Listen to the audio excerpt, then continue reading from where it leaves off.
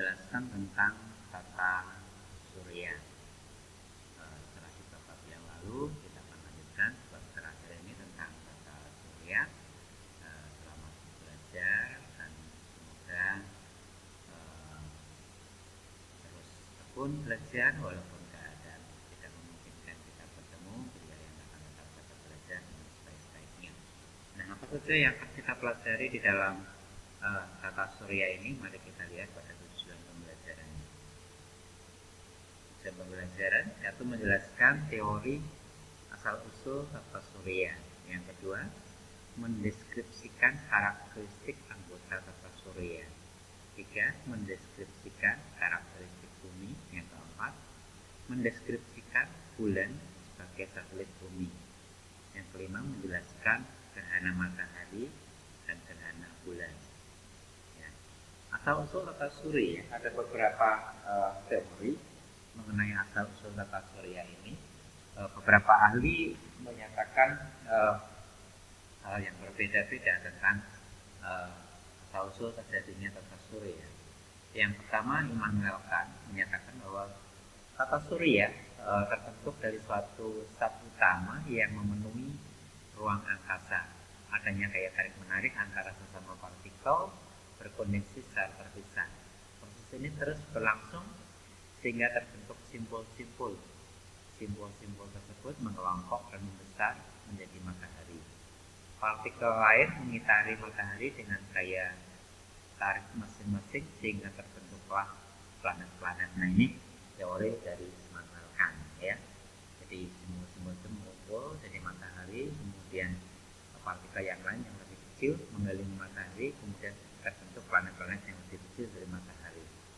Pierre Laplace menyatakan bahwa tata surya terbentuk dari zat-zat yang awalnya berupa gumpalan awan gas yang mengebut atau istilahnya nebula dan berputar berbentuk seperti cakram. Nah, zat nebula menjadi matahari sebagai pusat tata surya. Matahari berputar sehingga terlempar bagian-bagiannya dan menjadi planet-planet. Nah, teori Immanuel Kant dan Pierre Laplace dikenal sebagai hipotesis Kant-Laplace. Nah, kalau Pierre Laplace ini ada zat yang berputar, ya, kemudian karena putarannya yang kuat ada bagian-bagian yang terlempar, bagian yang lebih kecil itu. Nah, bagian nebulanya itu kemudian jadi matahari dan bagian-bagian yang lebih kecil juga berputar, kemudian terbentuk planet-planet yang lebih kecil yang mengelilingi matahari. Itu teori dari Laplace. Yang ketiga, Chambertin-Moulton menyatakan gas yang terlempar dari matahari mengalami kondensasi dan menjadi padat yang disebut planetasimal. Planetasimal terus menarik bagian-bagian kecil di sekitarnya sehingga ada yang menjadi besar, jadi planet. Ini teorinya masih hampir sama, tapi ini matahari sudah terbentuk duluan, kemudian sama terlempar, sebagian gasnya berputar jadi planet, ya. Thean dan Jeffreys menyatakan bahwa suatu bintang yang sangat besar, lebih dari matahari, pernah lewat dengan jarak yang tidak jauh dari matahari. Melintasnya bintang itu menyebabkan sebagian massa matahari terlepas keluar, kemudian mengalami pemadatan dan pecah menjadi planet-planet. Nah, mungkin ini ada bintang yang lebih besar itu lewat di dekatnya, hampir bertabrakan, berserempatan begitu, sehingga sebagian dari matahari itu kemudian terlempar, ya, berputar, kemudian jadilah planet-planet. Ini teori asal-usul tata surya. Mana yang paling benar bisa kalian pikirkan lebih jauh, cari informasi-informasi yang lain supaya teori-teori ini pun bisa dikembangkan. Ada teori-teori yang lain juga yang menyatakan asal-usul tata surya ini. Nah, ini tentang asal-usul tata surya. Nah, teori pusat tata surya, ya. Nah, banyak orang menyatakan bahwa yang menjadi pusat tata surya zaman dulu itu yang lebih berperan adalah teori geosentris, ya, dinyatakan oleh Claudius Ptolemaeus dianut sebelum abad ke-16. Nah, teori ini menyatakan bahwa bumilah yang menjadi pusat tata surya. Matahari beserta benda-benda langit berputar mengelilingi matahari. Jadi menganggap bahwa bumi itu bagian yang lebih besar daripada yang lain seperti matahari, bintang-bintang maupun bulan. Itu semua benda-benda langit yang lain mengelilingi matahari sebagai pusat tata surya. Tapi teori ini kemudian dibantah oleh Nicolaus Copernicus. Ya, dia menyatakan teori heliocentris, ya. Helio itu matahari, geo itu bumi, ya. Heliocentris menyatakan bahwa mataharilah yang sebetulnya menjadi pusat tata surya dan benda-benda langit berputar mengelilingi matahari. Nah, sampai saat ini teori inilah yang kemudian berlaku, ya. Kalau teori pembentukan tata surya tadi itu lebih condong pada teori heliocentris, di mana matahari merupakan pusat dari tata surya dan benda-benda langit yang lain itu yang mengelilingi matahari, ya. Ini teori heliocentris. Nah, sampai sekarang yang dianut oleh dunia pengetahuan teori heliocentris ini oleh Nicolaus Copernicus. Jadi bumi bukan pusat tata surya, tetapi matahari lah yang menjadi pusat tata surya. Nah, tata surya sendiri itu apa? Tata surya adalah sekumpulan benda-benda angkasa atau benda-benda langit yang mengelilingi matahari. Oke. Tata surya adalah sekumpulan benda-benda angkasa atau benda langit yang mengelilingi matahari. Nah, ini berarti tata surya yang ini sudah menganut teori heliocentris, di mana benda-benda langit itu mengelilingi matahari. Benda-benda langit itu apa saja? Planet, 2 komet, 3 asteroid, 4 satelit, dan 5 meteorit yang mengelilingi matahari. Peredaran benda-benda langit tersebut disebabkan oleh gaya gravitasi antara matahari beserta benda-benda langit yang mengelilinginya, ya. Jadi bisa benda-benda ini bisa mengelilingi matahari itu karena ada gaya gravitasi antara matahari dengan planet-planet dan benda-benda langit yang lain ini, ya. Nah, peredaran benda langit mengelilingi matahari disebut revolusi, ya. Sementara perputaran benda-benda langit pada porosnya disebut rotasi. Jadi dua gerakan ini berjalan bersama-sama, rotasi dan revolusi. Benda-benda langit itu berrotasi terhadap dirinya sendiri sekaligus berevolusi terhadap matahari.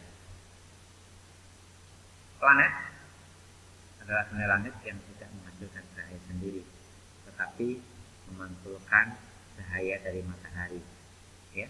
Jadi kalau kalian melihat ada planet Mars yang tampak kemerahan, terus Venus yang tampak cerah pada pagi atau sore hari, itu bukan karena mereka punya cahaya, tetapi memantulkan cahaya dari matahari.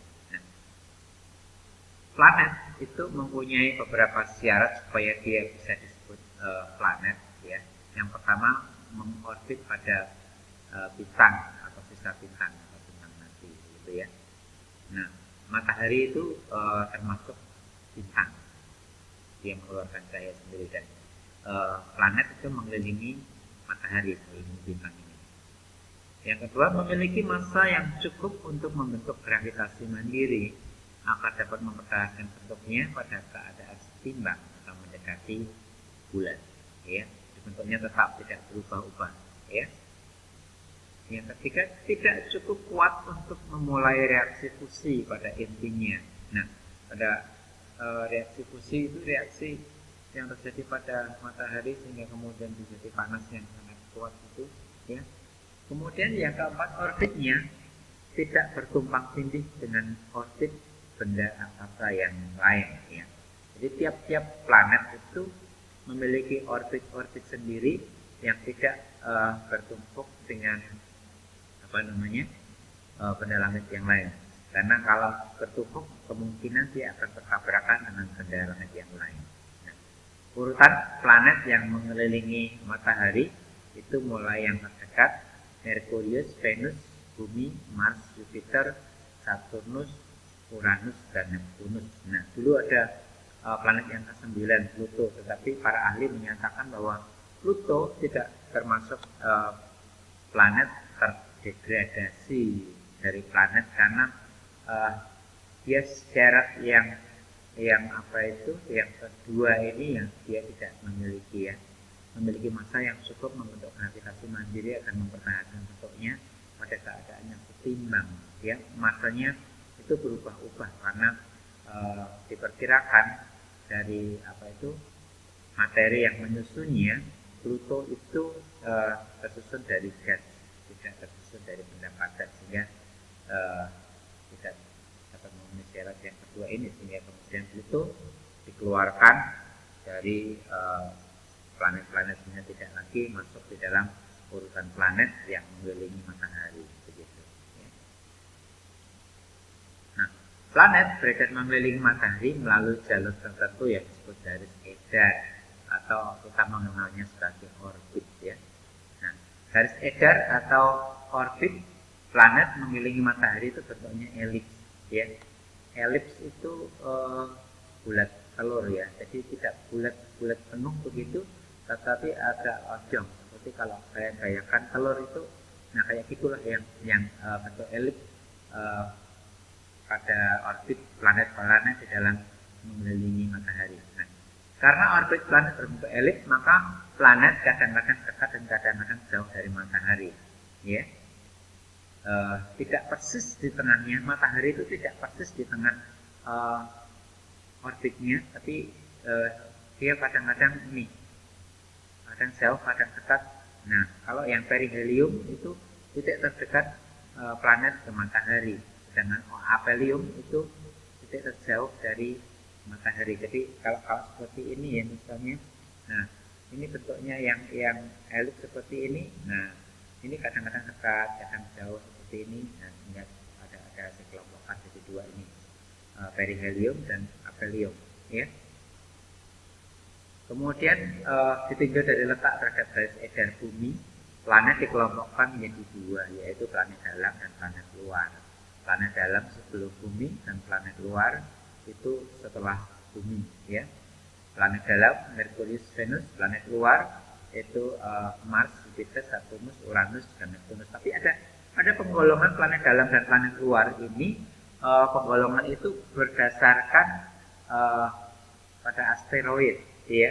Asteroidnya ada di sini antara Mars dan Jupiter, sehingga kalau didasarkan pada asteroid ini, maka planet dalamnya itu ada 1, 2, 3, 4, mulai Merkurius, Venus, Bumi, dan Mars ya.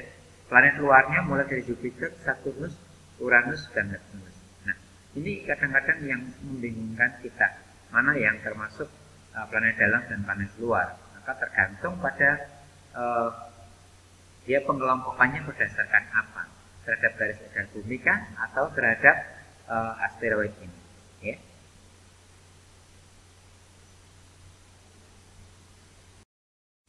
Nah, yang berikutnya gerakan planet, bahwa planet itu tidak diam tetapi planet itu bergerak seperti yang saya sebutkan tadi.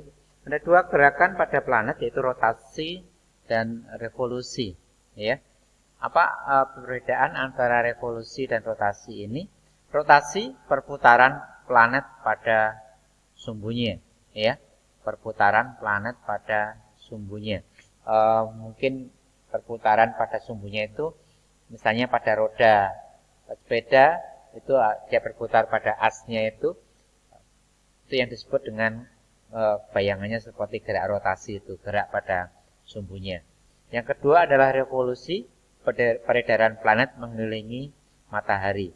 Kalau peredaran planet mengelilingi matahari ini mungkin lebih mudah untuk dibayangkan begitu ya. Nah, masing-masing gerakan ini, rotasi maupun revolusi, itu mempunyai akibat, mempunyai efek pada planet itu sendiri, ya. Akibat dari rotasi bumi misalnya gerak semu harian, ya. Adanya gerak semu harian itu artinya matahari seolah-olah bergerak dari timur ke barat, ya. Padahal sebetulnya tidak, ya. Dia tengok-tengok saja begitu. Tapi yang seolah-olah berpindah itu mataharinya yang berpindah dari timur pagi hari, kemudian siang itu ada di tengah, dan sore hari ada di barat. Itu seolah-olah matahari yang bergerak. Padahal yang bergerak sebetulnya buminya itu sendiri, ya.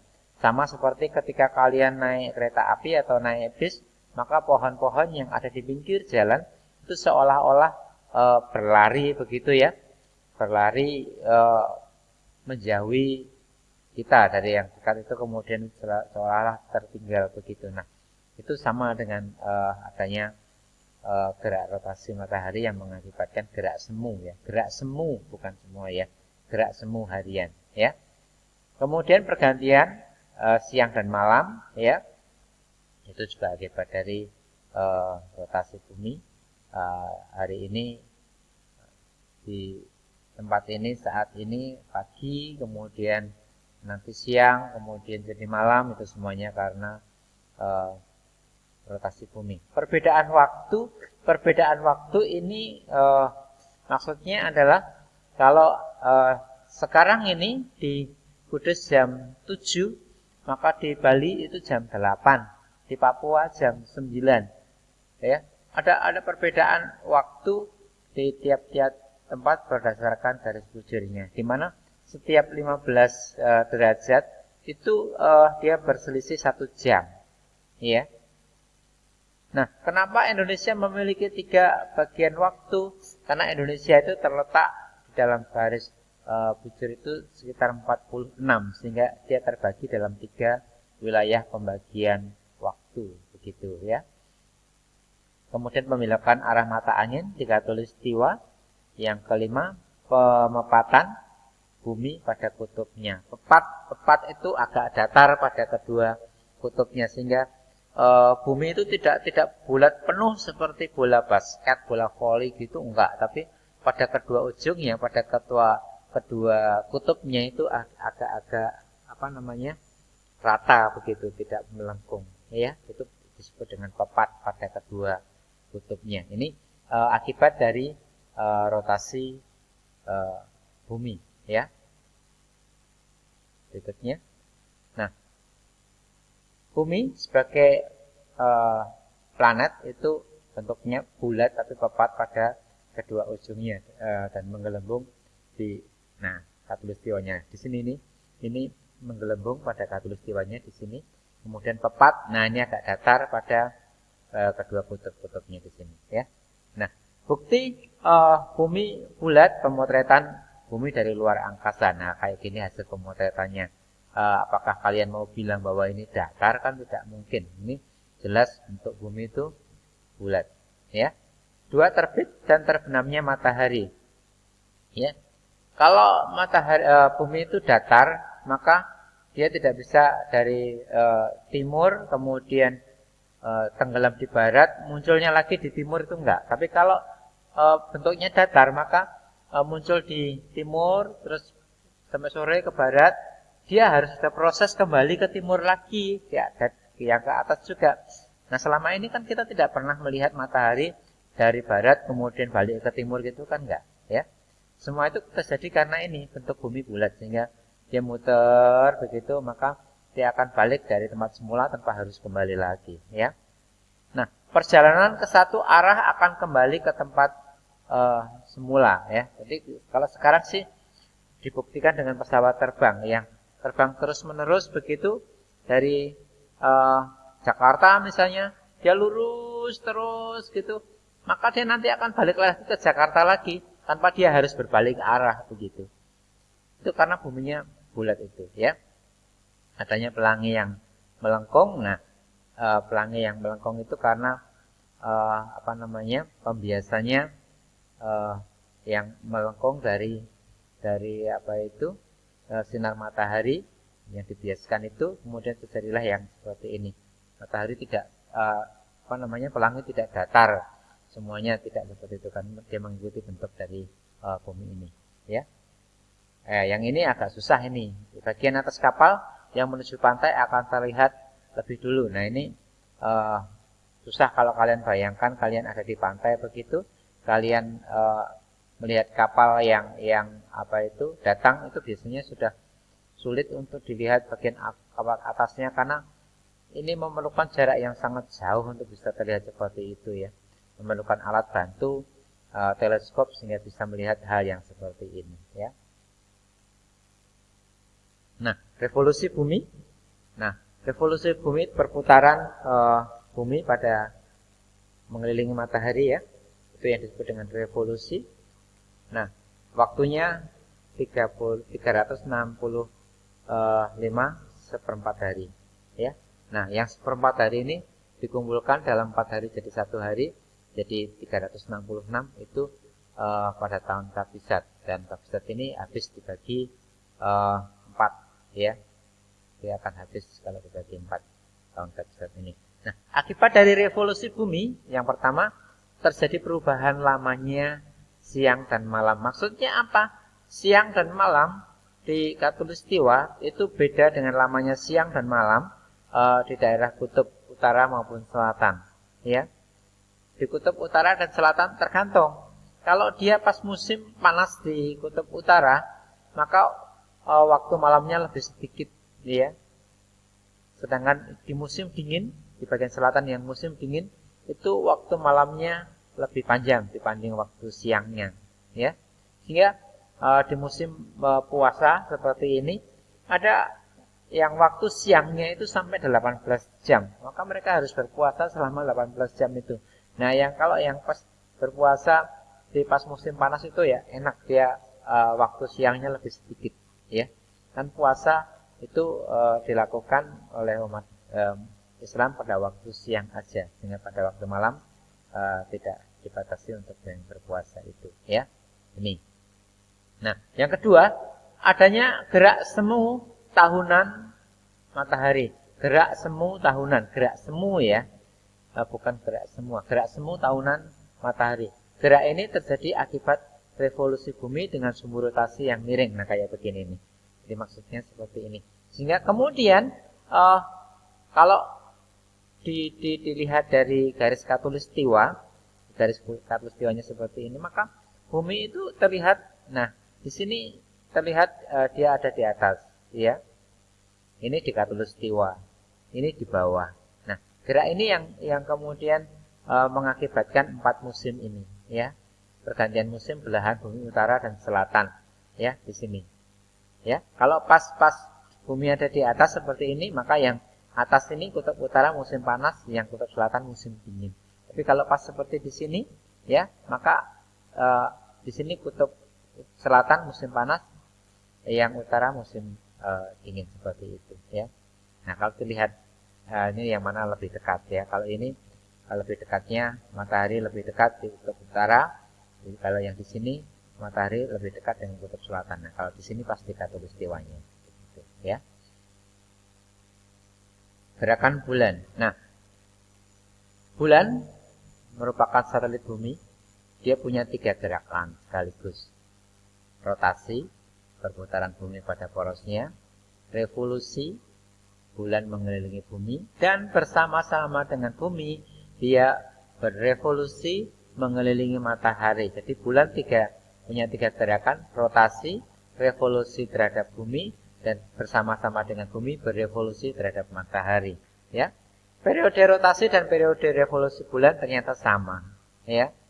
Sehingga muka bulan yang tampak menghadap bumi selalu sama, yakni separuh bagian, sedangkan bagian yang lain tidak pernah menghadap bumi. Nah, ini bayangkan begini, kalian punya bola, ya, kalian punya bola, kemudian kalian ikat dengan tali, ya, kalian ikat dengan tali, kemudian kalian putar, ya. kalian putar mengelilingi kalian, ya, jadi berputar. Nah, maka bagian yang menghadap ke arah kalian itu selalu pada bagian simpul talinya itu. Bagian yang membelakangi simpul tali tidak akan pernah menghadap kepada kalian yang memutar bola itu. Itu akibatnya ya seperti ini. Bagian bulan yang tampak menghadap ke bumi ya bagian yang separuh itu saja. Bagian yang lain ini tidak pernah terlihat dari bumi. Ini karena waktu yang dibutuhkan untuk sekali berrotasi sama dengan waktu yang dibutuhkan untuk berevolusi. Ya. Jadi kalau ini di pertemuan langsung saya bisa menjelaskan dengan praktek bagaimana kalian memahami bahwa permukaan bulan yang menghadap ke bumi itu selalu tetap akibat dari periode rotasi dan periode revolusi bulan yang sama. Ya. Berikutnya, gerhana. Gerhana peristiwa atau fenomena alam yang disebabkan oleh bayangan yang dibentuk oleh bumi atau bulan terletak dalam satu garis sehingga bumi tampak gelap. Bayangan tersebut antara lain umbra, bayangan inti, dan penumbra, bayangan kabur. Nah, ini sudah kalian pahami pada waktu kalian di SD. Gerhana dibedakan jadi dua, gerhana bulan dan gerhana matahari. Gerhana bulan terjadi pada malam hari, di mana bulan tertutup oleh bayangan bumi, ya. Nah, biasanya terjadi pada tanggal 15 kalender Komariah, ya. Kalender Komariah itu kalender yang dihitung berdasarkan peredaran bulan mengelilingi bumi. Nah, gerhana matahari terjadi karena matahari yang akan menyinari bumi terhalang oleh bulan. Cirinya matahari, bulan, dan bumi berada dalam satu garis lurus, ya. Terjadi pada saat bulan baru atau tanggal 1 kalender Komariah, ya. Nah, ini. Nah, seperti ini prosesnya, ya. Gerhana bulan, ini matahari, bumi, bulan dalam keadaan lurus sehingga bulan ini masuk di dalam bayangan bumi, ya. Sedangkan gerhana matahari posisinya matahari, bulan, bumi, ya. Sinar matahari yang mau masuk ke bumi terhalang oleh bayangan bulan ya ke bumi. Sehingga kita bisa melihat di sini gerhana bulan pada waktu siang hari, pada waktu malam hari, sedangkan gerhana matahari terjadi pada waktu siang hari, ya. Nah, demikian untuk penjelasan tata surya pada hari ini. Semoga kalian bisa memahami apa yang saya jelaskan sehingga semakin memperlengkapi pengetahuan kalian tentang tata surya yang sudah pernah kalian pahami pada waktu di SD. Terima kasih. Selamat belajar. Tuhan memberkati. Ingat, patuhi dan jadikan kebiasaan.